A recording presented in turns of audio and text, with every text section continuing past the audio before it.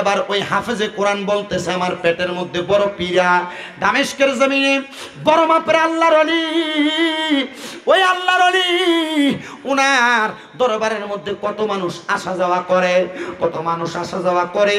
ওই মানুষগুলা আল্লাহর ওলির কাছে যায় কত রকমের কথা বলে, কিন্তু বাবারা আপনারা মনে রাখবেন সব সমস্যার সমাধান কইরা দেয় কে? জোরে বলেন না কে? আল্লাহ করে দেয়, কিন্তু আল্লাহর ওলিরা সামান্য ওসিলা মাত্র। ও বন্ধু, হাফেজে কোরআন বলে আমি নিয়ত করলাম, মনে মনে চিন্তা করলাম আমার পেটের মধ্যে তো এত ব্যথা, আগামীকালকে সকালবেলা আমি বাড়ির মধ্যে যাইয়া আল্লাহ তাআলার কোরআন তেলাওয়াত করব। এই কোরআন তেলাওয়াত করলে আল্লাহ তাআলা যদি এই আল্লাহর ওলির ওসিলায়, আল্লাহর বন্ধুর ওসিলায় আমার পেটের পীড়া, আমার পেটের ব্যথা যেন আল্লাহ ভালো করে দেয়। ওই ছাত্র হাফেজে কোরআন উনি বলেন আমি আল্লাহর বন্ধুর মাজারের সামনে, মাকবারার সামনে দাঁড়ায়া দাঁড়ায়া আল্লাহ তাআলার কোরআন তেলাওয়াত করলাম। কোরআন তেলাওয়াত করার পরে আমি যখন তেলাওয়াত করতেছি হঠাৎ করে দেখলাম আস্তে আস্তে আমার পেটের ব্যথা নিবারণ হয়ে যাচ্ছে, আমার পেটের মধ্যে কোনো ব্যথা নাই। আমি বাড়িতে চলে গেলাম, যাওয়ার পরে হঠাৎ পরের দিন আমি লক্ষ্য করে দেখলাম আমার পেটের মধ্যে আবার পীড়া দিচ্ছে, পেটের মধ্যে আবার ব্যথা দিচ্ছে। এমন টাইমে আমি আবার নিয়ত করলাম হযরতে ফতে আলী সুবহানী রহমতুল্লাহ আলাইহি নামক ওই আল্লাহর ওলির মাকবারার সামনে, মাজারের সামনে যায়া আমি আবার আল্লাহ তাআলার কোরআনুল কারীম তেলাওয়াত করব। উনি বলেন আমি দ্বিতীয় দিন আবার আল্লাহর ওলির মাকবারার সামনে যাইয়া আল্লাহ তাআলার কোরআন তেলাওয়াত করতে লাগলাম। কোরআন যখন তেলাওয়াত করতেছি আবার আমার আল্লাহ তাআলা আমার পেটের ব্যথা নিবারণ করে দিছে। জোরে জোরে বলেন সুবহানাল্লাহ, মুহাব্বতে কন্যা সুবহানাল্লাহ। এবার আল্লাহর ওলিটা লক্ষ্য করে দেখতেছে, এ বেটা সামনে দিয়ে আসো, তুমি এদিক দিয়ে পিছন দিয়ে যাও, পিছন দিয়ে, সামনে দিয়ে মানুষের ডিস্টার্ব দিও না। আল্লাহর ওলির মাকবারার সামনে আমি যখন দ্বিতীয়বার কোরআন তেলাওয়াত করলাম আমার পেটের ব্যথা নিবারণ হয়ে গেছে। এবার আমি চলে গেলাম, কিন্তু তৃতীয় দিন আমি লক্ষ্য করে দেখলাম আমার পেটের মধ্যে আরো ব্যথা। আমি আবার আল্লাহর ওলির মাকবারার সামনে দাঁড়ায়া দাঁড়ায়া আল্লাহ তাআলার কোরআন তেলাওয়াত করা শুরু করলাম। কিন্তু অন্যদিন আমি যখন কোরআন তেলাওয়াত করতাম আমার পেটের ব্যথা সাথে সাথে নিবারণ হয়ে যাইত, কিন্তু আর আমার পেটের ব্যথা নিবারণ হচ্ছে না, মানে পেটের ব্যথা যায় না। আগের 2 দিন কোরআন তেলাওয়াত করছে, পেটের ব্যথা গেছে গা, পরের দিনও করছে গেছে গা, কিন্তু তৃতীয় দিন কোরআন তেলাওয়াত করে পেটের ব্যথার। ছেলেটা চিন্তা করতেছে আমি এমনি কোরআন তেলাওয়াত করলাম, এই বাচ্চাটির একটু আওয়াজটা একটু বন্ধ করান, জানি দেখেন সে কেউ একজন। তোমার সমস্যা বলে থাকবে না, আবার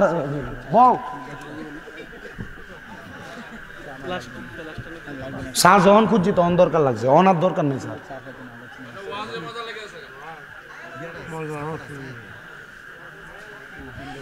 প্রথম দিন কোরআন তেলাওয়াত করছে, পেটের ব্যথা কি হয়ে গেছে। দ্বিতীয় দিন করছে, তখন পেটের ব্যথা, কিন্তু তৃতীয় দিন কোরআন তেলাওয়াত করে পেটের ব্যথা আর যায় না, পেটের ব্যথা আর যায় না। অন্যদিন যে পরিমাণ কোরআন তেলাওয়াত করতো তার চাইতে 4 কোরআন তেলাওয়াত করে ফেলাইছে, কিন্তু পেটের ব্যথাই যাইতেছে না। ছেলেটা ডাক দিয়ে বলে আমি আরো বেশি কোরআন তেলাওয়াত করতে লাগলাম, আমার পেটের ব্যথা নিবারণ হয় না। আমি যখন কোরআন তেলাওয়াত করতেছি আবার আমার পেটের ব্যথা নিবারণ হয় না, আমার মাথাটা একটু গরম হয়ে গেছে। আমি এমন টাইমে ওই আল্লাহর ওলির মাকবারার পাশে, মানে মাজারের পাশে, কবরের পাশে আমি একটা বেত দেখা এটা হাতের মধ্যে নিয়া আল্লাহর ওলির মাজারের উপরে, মাকবারার উপরে আমি ঠাস ঠাস করে 3টা বাড়ি মারছি।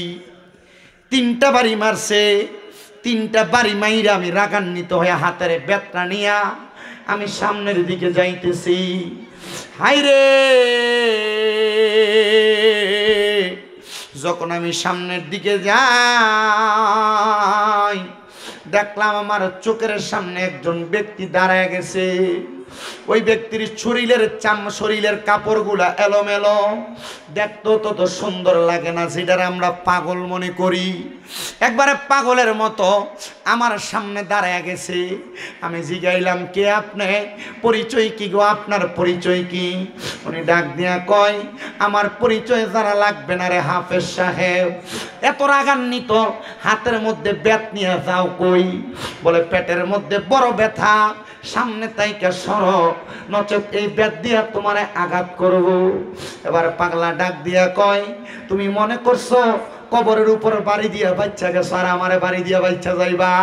না না না, বাঁচতে পারবা না। হাফেজ সাহেবকে আমি এমন কথা শুই না থমকায় গেলাম। আমি আর তার সাথে কথা বাড়াইলাম না। আমি বললাম, আমি যে কবরে বাড়ি দিছি কেউ তো দেখেন নাই, আপনি দেখলেন কেমনে? আমারে ডাক দিয়া কয়, বাবা পেটের মধ্যে ব্যথা, আগে তোমার ব্যথাটা তুমি সারাইতে চাও কিনা বলো। বলে, হুজুর সারাইতে চাই।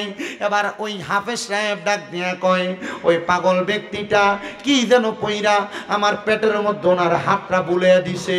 বুলানোর সাথে সাথে আমার পেটের মধ্যে যে ব্যথা ছিল ওই ব্যথাটা নিবারণ হয়ে গেছে। আমার পেটে কোনো ব্যথা নাই। আর আমারে বলছে, আর কোনোদিন আমার পেটের মধ্যে ব্যথা হবে না, আমার পেটে ব্যথা হবে না। এই কথাটা বলার সাথে সাথে আমি একটা লাফ দিয়া ওই পাগল ব্যক্তিটার পায়ের মধ্যে ধরে ফেলাইছি। আমি বললাম, হুজুর, ও আমার প্রাণের হুজুর, আমি আপনার কদমের মধ্যে ধরে বলি গো হুজুর, আপনার কদমে ধরে বলি হুজুর, আপনি বলেন না আমার পেটের ব্যথা আপনি যে ভালো করে দিলেন, আপনি এমন কি আল্লাহর ওলি? আমি তো এতদিন পর্যন্ত মরা ওলির কবরের ভিতরে যে কোরআন পড়ছি, আমি আপনার এতদিন পর্যন্ত চিনি নাই। উনি ডাক দিয়ে কয়, পাওটাকে ছাড়ো, তারপর আমার পরিচয় জানো। উনি আবার পাওটা ছাড়ার পরে ওই পাগল ব্যক্তিটা বলে, এবার তুমি আমার দিকে একটু তাকাও। এই তাকাও কথাটা বইলা ওই পাগল ব্যক্তিটা পিঠের মধ্য থেকে পিছন দিক থেকে ফিরা, পিঠের উপর থেকে কাপড়টা ফিরে দিয়া ডাক দিয়ে কই, তাকায় দেখো তো আমার পিঠের মধ্যে কয়টা দাগ দেখা যায়? বলে, আপনার পিঠের মধ্যে দাগ দেখা যায় 3টা। এরে হাফেজে কোরআন, ওই কবরের মধ্যে বাড়ি দিছিলা কয়টা? বলে, বাড়ি দিছিলাম 3টা। বলে, 3টা বাড়ি আমার পিঠের ভিতরে লাইগা রইছে রে, আমি তোর বাড়িগুলা সহ্য করতে পারি নাই। তুই যখন বাড়ি দিয়া আমার কবরের সামনে তাইকা চইলা আসত, আমি আমার মাওলার কাছে ফরিয়াদ জানাইছি, আল্লাহ আমার একবার ক্ষমতা দাও, আমি দুনিয়াতে যাইয়া ওই হাফেজে কোরআন রে তার পেটের ব্যথাটার জন্য আরেকবার দোয়া কইরা দিয়ে আসি। হাফেজে কোরআন কয়, বুঝলাম না, আমি তো কবরের সামনে বাড়ি দিছি, কবরের মধ্যে বাড়ি দিছি, আপনার পিঠে আসলো কেমনে? আর আপনি বা কেন আমার পেটের ব্যথা 2বার বালা হয়েছে, 3য়বার বালা করাইলেন না? ডাক দিয়া কয়, বাবা রে, ব্যথা তো মাফ করার মালিক আল্লাহ, ব্যথা দেওয়ার মালিক আল্লাহ। কথা কোন, কথা কোন, কথা কোন। হাফেজে কোরআন একটা ডাক দিয়া কয়, পাগল, পাগল, আপনার কাছে জানতে চাই, তাইলে আপনার কবরে বাড়ি দিলাম, এই বাড়ি যদি আপনার ফিডে লাগে, এ পাগল, তাহলে আমি যে আপনার কবরের সামনে দাঁড়ায়া দাঁড়ায়া কোরআন পড়ছি, প্রথম দিন আমার ব্যথা তো মাফ হয়েছিল, 2য় দিন পড়ছি মাফ হয়েছিল, 3য় দিন পড়ছি ব্যথা কেন বাড়ল? পাগল একটা ডাক দিয়া কয়, কোরআনে হাফেজ, ব্যথা দেওয়ার মালিক আল্লাহ, নেওয়ার মালিক আল্লাহ, বাড়াইয়া দেওয়ার মালিক আল্লাহ, কমাইয়া দেওয়ার মালিক আল্লাহ। হাফেজ সাহেব, প্রথম দিন যখন তুমি আমার কবরের সামনে দাঁড়ায়া দাঁড়ায়া কোরআন পড়ছ, তোমার কোরআন তেলাওয়াতটা আমি কবরের বাসিন্দার কাছে বড় মায়া লাইগা গেছে।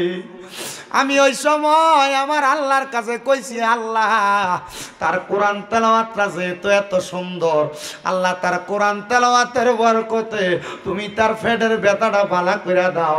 আমার আল্লাহ তাআলা তোর পেটের ব্যথা ওই দিন ভালো করে দিছে। কিন্তু আজকে গত এর পরের দিন যখন একই সময় হয়েছে, আমার মনে ওই তোর কোরআন তেলাওয়াতের আওয়াজটা বাজতেছিল। আমি আল্লাহরে কইছি, আল্লাহ ওই ওই ব্যক্তিটার পেটের মধ্যে আরেকটু ব্যথা বাড়াইয়া দিয়া দেখো না, সে নি আরেক বাড়াইছে আমার কবরের সামনে কোরআনটা পড়ে। আমার আল্লাহ তোর পেটের ব্যথা বাড়াইয়া দিছে, তুই যখন কোরআন পড়ছস আমি আল্লাহরে দোয়া করছি, আল্লাহ এবার আপনি আবার তার পেটের ব্যথাটা আবার কমাইয়া দেন। আমার আল্লাহ দোয়া কবুল কইরা তোমার পেটের ব্যথা কমাইয়া দিছে। যখন তুমি তৃতীয় দিন আমার কবরের সামনে কোরআন পড়ছো, আমি যখন তোমার কোরআন তেলাওয়াত শেষ হয়ে যায় আমি আমার আল্লাহর কাছে দোয়া করছি, আল্লাহ আপনি তার পেটের ব্যথাটা আরেকটু বাড়াইয়া দেন, সে যেন আমার কবরের সামনে আরেকটু বেশি করে কোরআন শরীফ পড়ে। আল্লাহ আপনি আরেকটু বাড়াইয়া দেন, সে যেন আমার কবরের সামনে একটু বাড়াইয়া কোরআন শরীফ পড়ে। হাই রে, তুমি যখন আরেকটু বাড়াইয়া পড়ছো, তুমি যখন কোরআন তেলাওয়াত আবার শেষ করো, আমি আবার আমার আল্লাহর কাছে কইছি, আল্লাহ আপনি তার পেটের ব্যথাটা আরেকটু বাড়াইয়া দেন, সে যেন আরেকটু আমার কবরের সামনে কোরআন তেলাওয়াত পড়ে। কিন্তু আমি বুঝছি না রে, তুই যে এই কোরআন তেলাওয়াত করতে করতে বিরক্ত হইয়া যাবি, রাগান্বিত হইয়া আমার কবরের উপর আঘাত করবি। তার মানে বোঝা যায় আল্লাহর ওলিদের কবরের উপরে আঘাত করলেও এটার ব্যথা আল্লাহর ওলিরা পায়। কথা কন্যা ঠিক কিনা? অনেক মুনাফিকেরা, অনেক বেঈমানেরা গত কয়েকদিন সরকার পতনের পরে দেখছেন নি আপনারা, জানি না মাজারের মধ্যে হামলা চালাইছে, আল্লাহর ওলির মাজার ভাঙতে গেছে। আরে অনেক মানুষ এটার বিরোধিতা করছে, আমি কিন্তু বিরোধিতা করছি না। আমারে যখন কেউ আয়া কয় হুজুর দেখছেন নি এরা তো যায় যায় মাজার ভাঙ্গালায়, আমি কইছি বেশি করে ভাঙতো ক, বলে হুজুর উমাইডা কেমন কথা কন, আমি কইছি এরা মাজার ভাঙতে গেছে, মাজার কিন্তু ভাঙছে না। কয় হুজুর কেন গো? আমি কইলাম এরা তো মাজার ভাঙতে যায় শুধু উপরের ইট পাথরটি সরাইছে, এরারে কইয়া দেখো 3.5 হাত মাটির তল পর্যন্ত যাইতে যাইয়া দেখবো ওই জায়গার মধ্যে মাজারওয়ালা যিনি শুয়া রইছে রে, তাজা আল্লাহর ওলিরা শুয়া রইছে। আরে কেউ শেষ পর্যন্ত ভাঙ্গে নাই, উপর দিয়া ভাঙ্গা ভাঙ্গা চলে আসছে, রাতের অন্ধকারে সোরার মতো যায় যায় ভাঙছে। ঘোষণা দিয়া যদি সুন্নিরার আল্লাহর ওলির মাজার ভাঙতে যাইতো, আল্লাহর কসম সুন্নিরাও তাদেরকে প্রতিহত করত। মনে রাখবেন আমার আল্লাহর নবী ঘোষণা করে, আল্লাহ তাআলা হাদিসে কুদসির মাধ্যমে জানায়া দেয়, মান আদালি ওয়ালিয়ান ফাকাদ আযামতুহু বিল হারব। আমার আল্লাহর বন্ধুদের সাথে যারা দুশমনি করে, আল্লাহর ওলিদের সাথে যারা বেয়াদবি করে, আমার আল্লাহ কয় আমি আল্লাহ নিজে তারার লগে যুদ্ধের ঘোষণা করি। এবার আপনারা বলেন বাবারা, আল্লাহর ওলির লগে বেয়াদবি করলে যদি আমার আল্লাহ যুদ্ধ ঘোষণা করে, আল্লাহর লগে যুদ্ধ করার ক্ষমতা দুনিয়ার কোনো মানুষের আসেনি রে বাবা, নাই নাই নাই। আল্লাহর লগে যুদ্ধ করতে যাইবা, আল্লাহর লগে যুদ্ধ করতে গেলে ফেরাউন নমরুদের মতো জুতার বাড়ি খেয়ে মরা লাগবো। তোমার কথা কয় না খা, ফেরাউনের মতো নীল নদের ভানির ভিতরে সুবা খায়া মরা লাগবো। এই জন্য আল্লাহর ওলিদের লগে তোমরা কোনোদিন বেয়াদবি কইরো না, পারলে মানবা, না পারলে দূরে দূরে থাকবা। কিন্তু যখন তুমি কোনো আল্লাহর ওলিদের সঙ্গে বেয়াদবি করবা, আমার আল্লাহ তাআলা ডাইরেক্ট তোমার দুনিয়া এবং আখিরাতের মধ্য থেকে তোমারে কাটায়া রাখবে। এই জন্য আমার পর্দার অন্তরালের মা ও আমার বাবারা, আমি যেই জন্য এই কোরআনুল কারীমের মর্যাদার বয়ানটা করতেছিলাম, আপনারা বেশি বেশি করে কোরআন তেলাওয়াত করবেন। আমার বাজানেরা গভীর মনোযোগ দিয়ে বয়ানটা শ্রবণ করবেন, তাইলে দোয়া কবুল হওয়ার যে সত্য, এমন হারাম খাওয়াইনারা হাজার দোয়া করলে দোয়া কবুল করত। কথা কোন কবুল করত?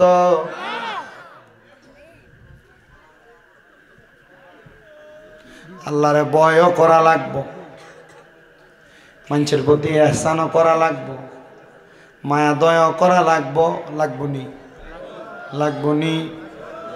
অনেক মা বোনেরা দোয়া করে কবুল হয় না। মা বোনেরা মনোযোগ দিয়ে শোনো গো মা, তোমরা জান্নাতে যাওয়া বড় সহজ গো মা। আল্লাহর নবী শিখিয়ে দেয়, কোন মহিলা যদি 4 কাম করে জান্নাতি। কয় কাম? নবী গো 4 কাম কি? নবী কয় 1 নাম্বার কোন মহিলা যদি পর্দা করে, 2 নাম্বার কোন মহিলা নামাজ পড়ে 5 ওয়াক্ত, 3 নাম্বার কোন মহিলা রোজা রাখে, 4 নাম্বার কোন মহিলা যদি স্বামীর আদেশ অমান্য না করে, তাহলে এই মহিলার জান্নাত একবারে সহজ। এ মহিলার চাইতে বড় আল্লাহর ওলি দুনিয়াত নাই। মারহাবা কোন, মারহাবা কোন। মা গো মা, নামাজ পড়ো, পর্দা করো, রোজা রাখো, কিন্তু জামাই যদি অন্য কোনো কথা একটু থেকে একটু টের বেটের একটা দমক দো, জামাইয়ের কথাটার মানো না। আল্লাহর কসম, তোমার নামাজ কামে লাগতো না, রোজা কামে লাগতো না। লাগবো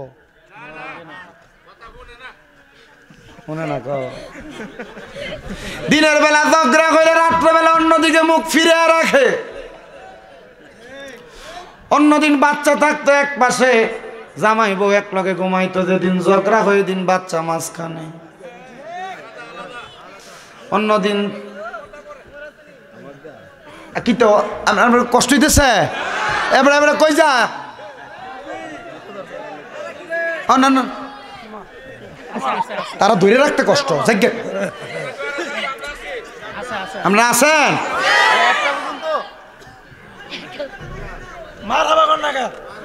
কয় না তো মার হাবা বেটা কইয়া দে মুর্শিদ ভাই, আরো জোরে কোন মার হাবা।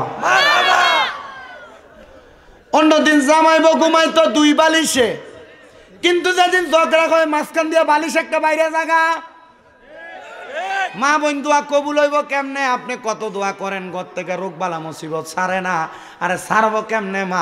আপনি তো আপনার জামাইয়ের মন খুশি রাখতে পারছেন না। কথা কন আমার বাবারা, আমার বন্ধুরা, ও পর্দার অন্তরালের মা বোনেরা, দোয়া কবুল হওয়ার মূল মাধ্যমের ভিতরে আরেকটা মাধ্যম, স্বামীর মনটারে খুশি রাখা লাগবো।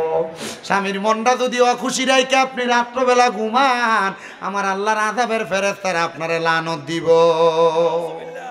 মহিলারা স্বামীর আদেশ মানতে চায় না, স্বামী তাদেরকে কত রকমের আদেশ করে শুনতে চায় না, কিন্তু আল্লাহর নবী বলে কোনো মহিলা তাদের স্বামীর আদেশ ছাড়া বাবার বাড়ি তো যাইতে পারবে না। কিন্তু বাবার বাড়ি দূরের কথা, বেটি পুরা হুমনা বাজার ঘুরে চলে জামাইয়ের খবরও থাকে না। 3 বছর দাবাত দিছান না দিলে কি তৈব?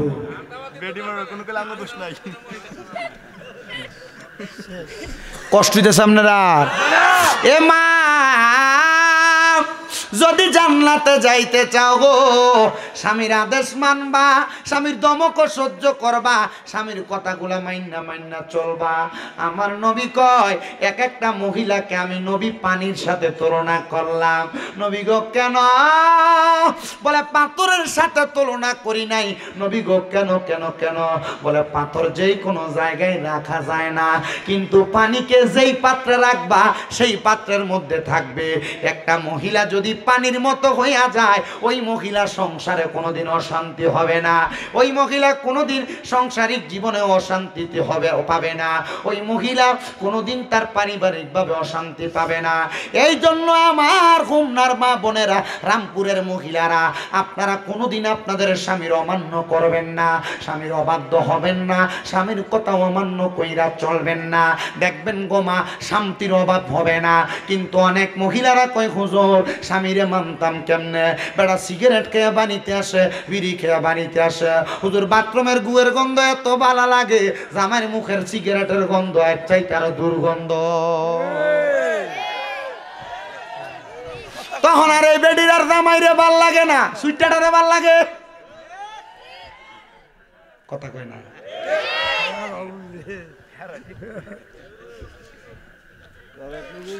আপনার মুখের ভিতরে দুর্গন্ধ,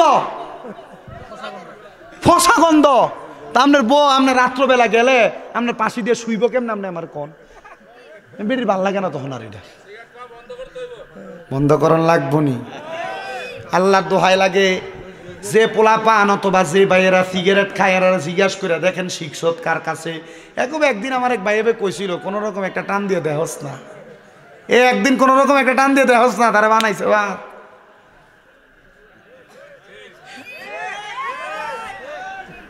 এমন বন্ধু পরিত্যাগ করো, যে বন্ধু তোমার সিগারেট খানা শিখায়, যে বন্ধু তোমার নেশা করা শিখায়, যে বন্ধু তোমার মানুষের হক খাওয়া শিখায়, হ্যাঁ গান শিখায়, বত্তা খাওয়ানোর নাম দিয়ে মানুষের ক্ষেত্রে মূলা চুরি শিখায়। এ কথা কয় না? আছে না নাই? এই জন্য বাবা বন্ধুরা ভাইয়েরা, আপনাদের কাছে আমার করজোড়ে আবদার, আপনারা পরিবারে শান্তি করতে চাইলে শুধু মহিলাদেরকে দোষ দিলে চলবে না, মাঝে মাঝে আপনারা আপনাদের নিজের দোষের কত চিন্তা করবেন।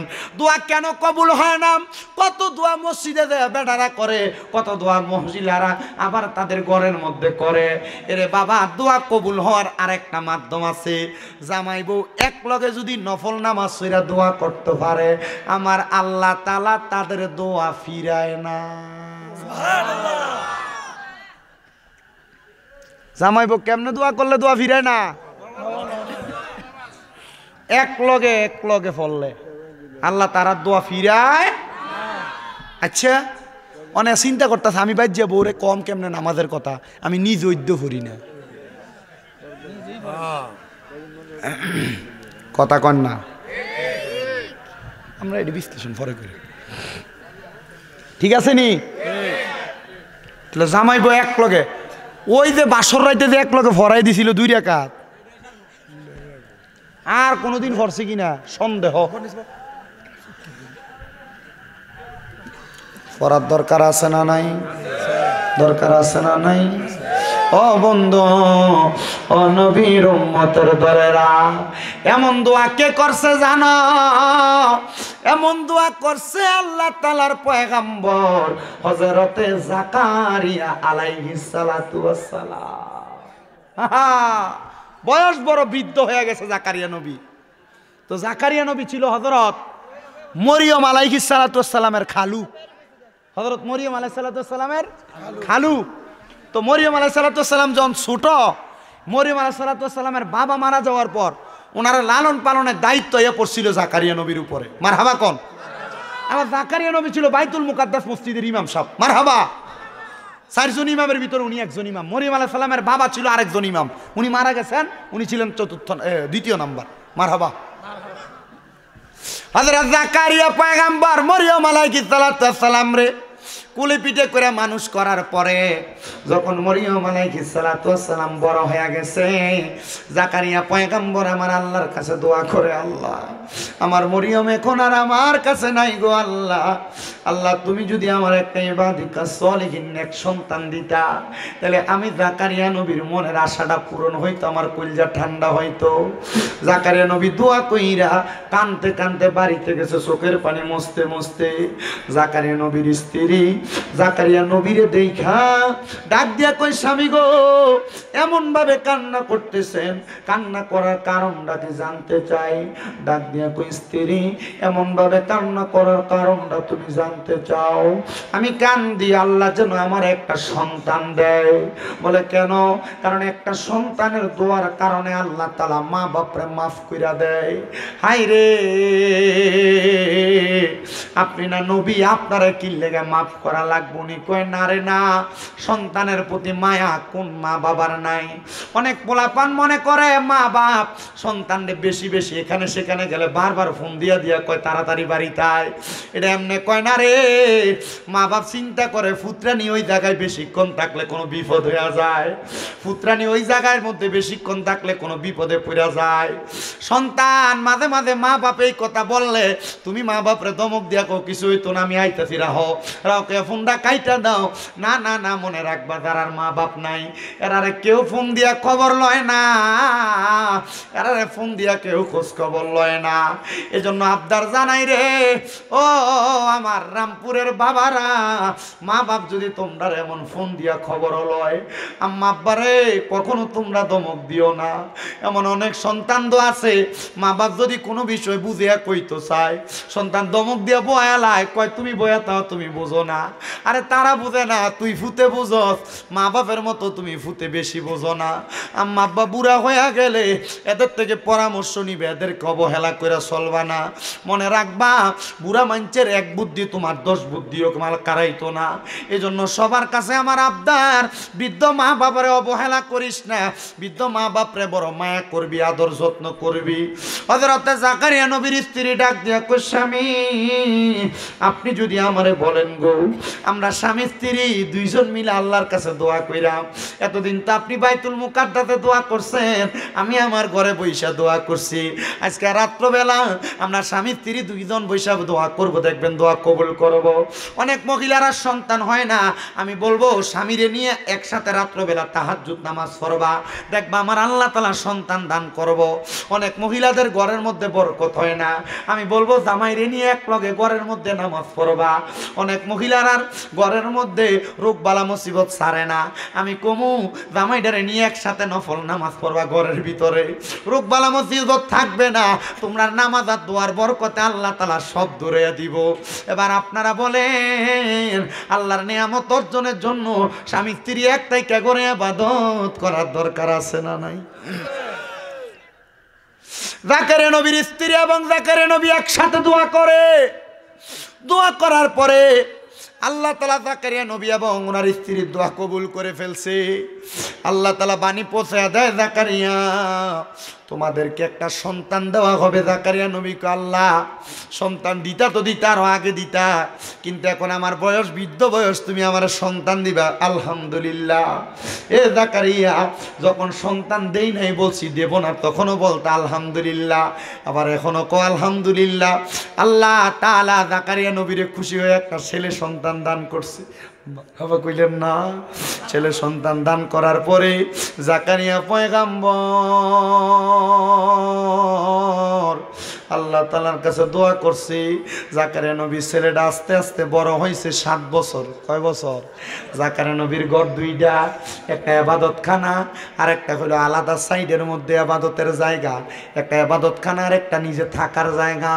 জাকারিয়া নবী বলে সন্তানের 7 বছর বয়স, আমি আমার থাকার ঘরের মধ্য থেকে রাত্রবেলা বের হওয়ার পর রাত্রে আর ঘরে যাই নাই, আমি আমার ইবাদতখানার মধ্যে ইবাদত করতে করতে সময় কাটিয়ে দিছি।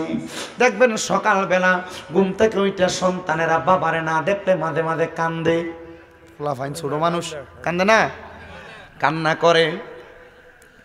তো জাকারিয়া নবীর সন্তান ঘুম থেকে জাগ্রত হইয়া জাকারিয়া নবীর সন্তানও কান্দে, মা আব্বাজান কোথায়? মা জননী দেখা দিতে তোমার আব্বাজান ওই ঘরের মধ্যে। এবার মা জননীর কথা শুই না 7 বছরের ছেলে হাঁটতে হাঁটতে ঘরের মধ্যে প্রবেশ করলেন। এবার জাকারিয়া নবীর সন্তান জাকারিয়া নবীর কাছে যা দেখতেছে ওই ঘরের মধ্যে জাকারিয়া নবী নামাজের সেজদার মধ্যে মাথা ফালাইয়া রাখছে। সন্তান জাকারিয়া নবীর বাবরি কাটা চুলগুলার মধ্যে, ছোট মানুষ তো বোঝে না, 2 আলগি দিয়া তুলছে আর তাকায় দেখে জাকারিয়া নবীর চোখগুলা বড় বড় লাল হইয়া গেছে আর চোখগুলা দিয়া বায়া বায়া পানি পড়তাছে। ছেলে জিগায়, আব্বা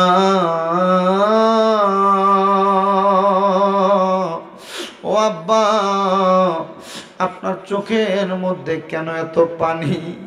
জাকারিয়া নবী কান্দে, হাত ডাক দিয়া কয়, বাবা কবর এমন একটা মারাত্মক জায়গা রে, ওই কবরের পরে হাসর মিজান ফুলসেরা 3টা জায়গা আছে জান্নাতের আগে।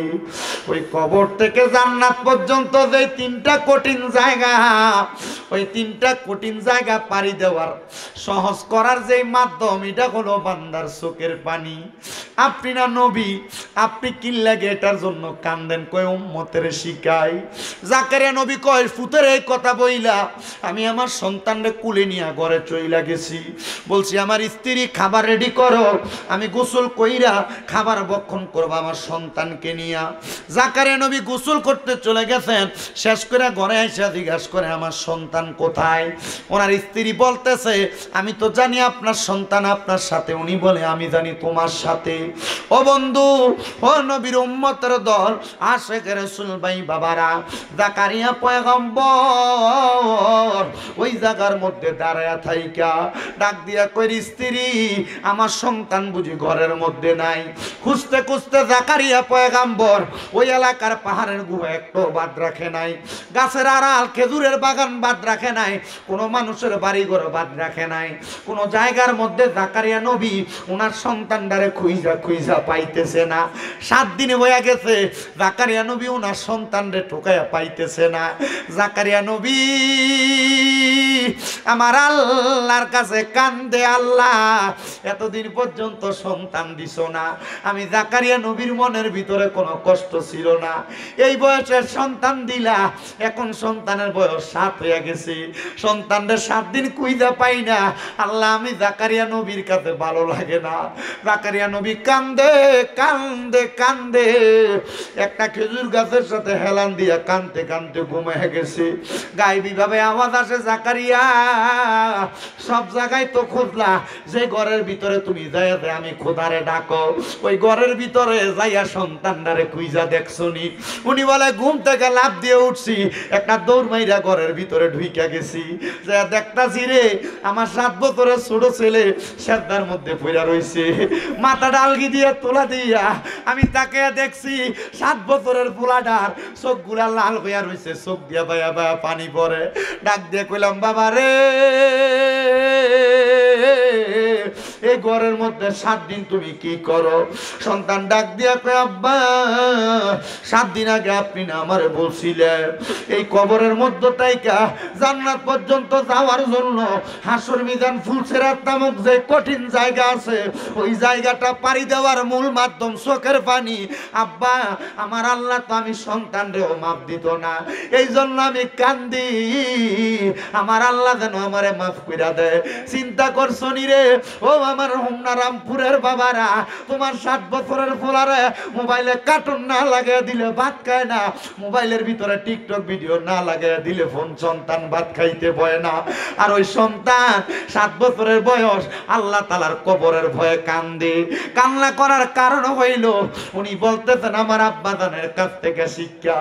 সন্তানের জন্য জাকারিয়া নবী কান্দে আর কয়, আল্লাহ তোমার কাছে ইবাদে কাজ সলিহিন নেককার সন্তান চাইছি, এমন একটা সন্তান দিছো, এই সন্তান দিয়ে আমার চাইতে তোমারে বেশি ডরায়। আল্লাহ গো তুমি আমার সন্তানটারে কবুল করো। আমার আল্লাহ তাআলা কবুল কইরা নিছে। এই সন্তানের দর তোমার বাপ মা তোমার জন্ম দেওয়ার পরে নিজের চিন্তা তত বেশি করে নাই, জাকারিয়া নবী ওনার সন্তানের চিন্তা বেশি কইরা আমার আল্লাহর কাছে কাঁদছে।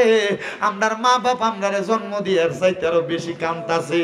আরে কান্দে না শুধু, একটা সন্তান যদি দুনিয়ার জমিনে বিদেশেও চলে যায়, মা বাপের কলজাটার ভিতরে শান্তি লাগে না, ঘরের বাহিরে গেলে শান্তি লাগে না। আজকের মাহফিলে আমার হাবিব ভাই যে এই রামপুরের খলিফা বাড়িতে মাহফিল প্রতি বছর বছর সাজায়, আমি জানি না এই মাহফিল আর কতদিন পর্যন্ত চলবো। হাবিব ভাই যদি মারা যায় এই মাহফিলটা কায়েম জানি থাকবো নি। হাবিব ভাইয়ের বংশের মানুষের জন্য দোয়া করায়, এলাকার মুর্দে গানের জন্য দোয়া করায়, বৈদেশিরার জন্য দোয়া করায়, হায়াতে বাসুন্না মানুষের লেগে দোয়া করায়। আল্লাহ আজকের মাহফিলে কোন পোলা পাঞ্জানি বসছে, যারার মা বাপ তারা এত কষ্ট করে করে মানুষ করছে, কিন্তু এই মা বাপ অন্ধকার কবরের বাসিন্দা হয়ে রয়েছে। মাবুদ পর্দার অন্তরালে কোন মাইয়াটা জানি বসছে, তারা আজকে মা অন্ধকার কবরে মাহফিলে নাই।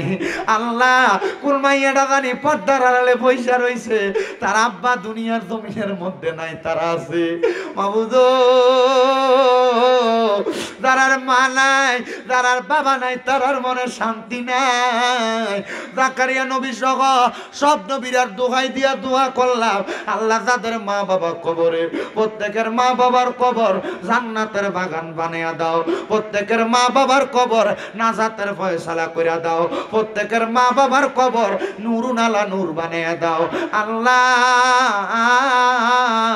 ও দয়াল রব্বুল আলামিন, যারার মা বাবা বাইসা রয়েছে আম্মা আব্বার হায়াতের মধ্যে বরকত দান করে দাও। আমিন। হে আমার কুমিল্লা হোমনার রামপুরের বাবা, যদি কেউ ওই মা বাপরে কষ্ট দিয়া থাকো, আল্লাহর দোহাই আমি সব মাহফিলে কই তারার কাছে দেয়া মাফ চাইবা, নচেত আমার ওয়াজ শুনা তোমার কোনো লাভ নাই। যদি এরারে বাত না দিয়া থাকো, আল্লাহর দোহাই আমি সব মাহফিলে কই তারার কাছে মাফ চাইবা। এরারে বাত না দিয়া ওয়াজ মাহফিল শুনলে কোনো লাভ হবে না। অনেক মহিলারা শ্বশুর শাশুড়িরে কষ্ট দেও, মনে রাখবা গো মা, যতদিন শ্বশুর শাশুড়িরে মা বাবার মতো মনে না করবা শান্তি পাইবা না। আল্লাহ ও দয়াল আল্লাহ আমরা প্রত্যেকের দোয়া কবুল কইরা নাও, আমরা প্রত্যেকের দোয়া কবুল কইরা নাও, আমরা প্রত্যেকের দোয়া কবুল কইরা নাও। আল্লাহ জাকারিয়া নবীর সন্তান যেমন ভাবে কান্নাকাটি করছে মাবুদ রে, ও দয়াল আল্লাহ আমাদের সবাইকে ওই কবরের কথা চিন্তা কইরা কইরা কান্না করার তৌফিক দান করো। এ কাইন্দো রে বাবা কাইন্দো, কেন জাননি আমার নবী কয় দুনিয়াতে যেই ব্যক্তি দৈনিক মাত্র 20 বার মরণের কথা স্মরণ করবে, ওই ব্যক্তি যদি ওই দিন মারা যায় আমার আল্লাহ তারে শহীদের মর্যাদা দিয়া দেয়, আমার আল্লাহ তারে শহীদের মর্যাদা দিয়া দেয়। আল্লাহ দুনিয়ার জমিনের মধ্যে আমাদেরকে মরণের প্রস্তুতি নেওয়ার তৌফিক দান করো। শ্বশুর বাড়িতে যাও, মিষ্টি নিয়ে যাও, ফল ফ্রুট নিয়ে যাও, কিন্তু একবার চিন্তা করো ওই কবরের বাড়ির মধ্যে যে যাইবা কি সামান রেডি করছো, কবরেরও তো কিছু সামানের দরকার আছে রে আব্বা। আমি আগেই বলছিলাম কবরের সামান হইল ঈমান আর আমল, এগুলা নিতে পারবা কবরের শান্তি পাইবা। দোয়া করবা আল্লাহ যেন আজকের মাহফিলের উসিলায় সব কবরবাসীরে মাফ কইরা দেয়। আল্লাহ বান্ধব নাই, বান্ধব নাই গো গো মারহাবা। আল্লাহ আল্লাহ কবর দেশ বান্ধব নাই, বান্ধব নাই গো গো মারহাবা। আল্লাহ আল্লাহ আল্লাহ আল্লাহ আল্লাহ আল্লাহ আল্লাহ আল্লাহ আল্লাহ আল্লাহ আল্লাহ। জবান খুলে আল্লাহ ডাকলে গুনাহ নাই। বান্ধব নাই, বান্ধব নাই গো মারহাবা। কবর দেশ বান্ধব নাই, বান্ধব নাই গো মারহাবা।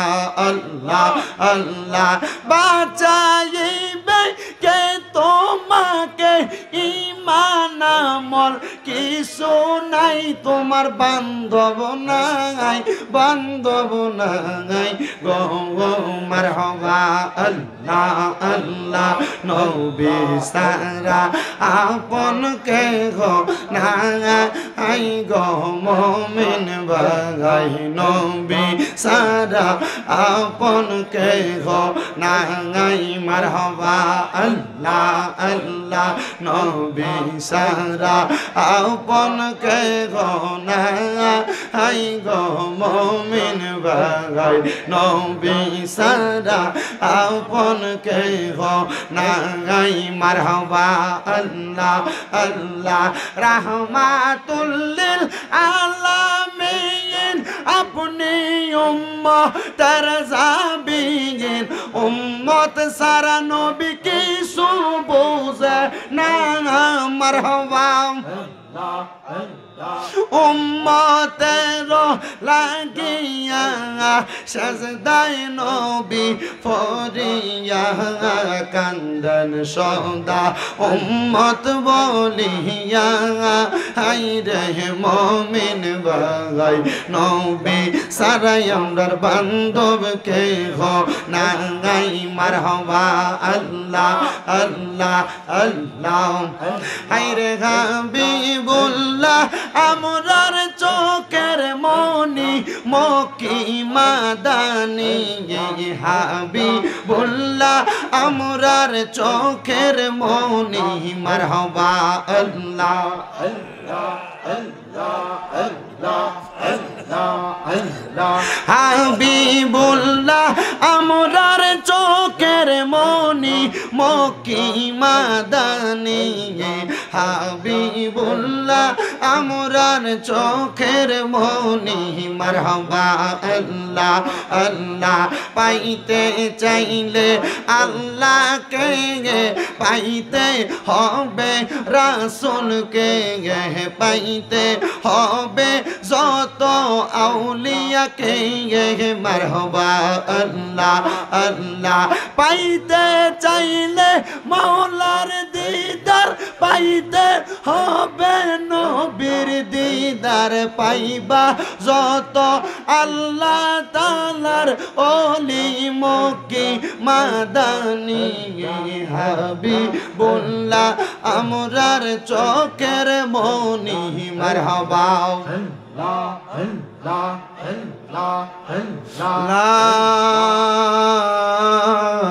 ইলাহা ইল্লাল্লাহু মুহাম্মাদুর রাসূলুল্লাহ সাল্লাল্লাহু আলাইহি ওয়াসাল্লাম আমিন আলহামদুলিল্লাহি রাব্বিল আলামিন আসসালাতু ওয়াসসালামু আলা রাসূলিহিল কারীম রব্বানা আতিনা ফিদ দুনিয়া হাসানাতাও ওয়া ফিল আখিরাতি হাসানাতাও ওয়া কিনা আযাবান নার মাবুদ